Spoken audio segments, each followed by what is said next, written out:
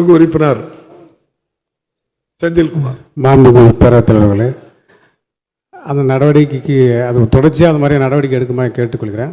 அதேபோல் துப்புரவு பணியாளர்கள் குறைவாக இருக்கிறார்கள், அதையும் சேர்த்து பணியாளர்களை கூட்டி தருமாறு கேட்டுக்கொள்கிறேன்.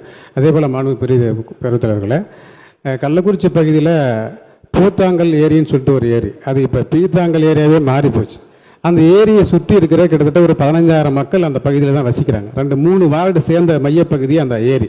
அந்த ஏரியோட தண்ணி வெளியில் போகிறதுக்கு எங்கேயுமே அதுக்கான போக்கு இடம் வழி இல்லை. ஆகையினால தண்ணி அங்கேயே இருக்கிறதால தண்ணியோட பச்சை நிறமாக மாறி அந்த முழுக்க துர்நாற்றம் வீசுகிற சூழல் அங்கே இருக்குது. அங்கே தண்ணி அங்கேயே தேங்கி நிற்கிறதுனால அந்த பகுதியில் இருக்கிற நிலத்தடி நீர்கள் ரொம்ப அதிக அளவில் பாதிக்கப்பட்டு அங்கே இருக்கிற மக்கள் தண்ணியை உப்பு நீராக மாறி வேறு விதமாக நிறைய நோய் தொற்றும் அபாயங்களை ஏற்படுத்தி கொண்டு அந்த நாற்றமும் நோய் தொற்று ஏற்படுத்துது.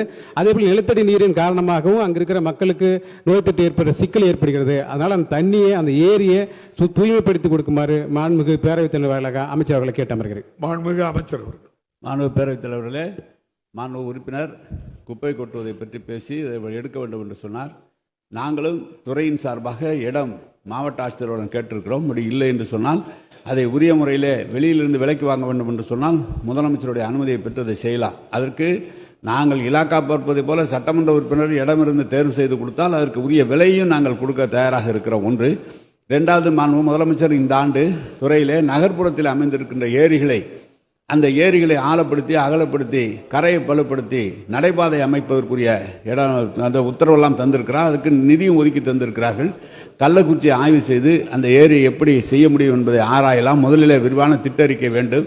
மேலும் நீங்களே சொல்கிறீங்க ஏரியை சுற்றி 15,000 குடும்பம் இருக்குன்னு, அப்புறம் அதை காலி பண்ணால் அது ஒரு பிரச்சனை வரும், நீங்கள் காலி பண்ணக்கூடாதுலாம் சொல்லுவீங்க. இதெல்லாம் இருக்குது, ஆராய்ந்து அதை பற்றி முடிவு செய்யலாம்.